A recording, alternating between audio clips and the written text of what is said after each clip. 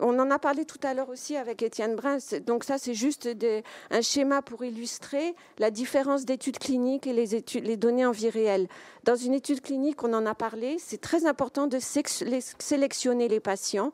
Il faut que les patients, donc c'est ce qui est représenté un petit peu par ce dessin, mais pour pouvoir bien analyser l'efficacité ou même la toxicité d'un nouveau traitement, c'est important d'avoir un groupe homogène de patients. Donc ça, c'est les données d'études cliniques. À l'inverse, les données de vraie vie, c'est les données en vie réelle. Et là, ça traduit l'efficacité ou la toxicité d'un traitement chez tous les patients. Et tout à l'heure, Étienne Brun expliquait qu'on fait beaucoup de développements dans une population ciblée, par exemple, de 18 à 65 ans. Et quand on va donner le traitement en vie réelle, on va avoir des patients plus âgés et on n'aura pas forcément les mêmes effets secondaires.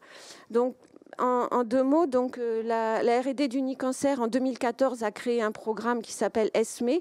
ESME, c'est pour épidémio-stratégique médico-économique. En fait, c'est une base de données de vie réelle qui permet d'avoir une photographie des patients qui sont pris en charge. Donc aujourd'hui, on a plus de 56 000 patients puisqu'on a 3 bases, cancer du sein, cancer de l'ovaire et cancer du poumon.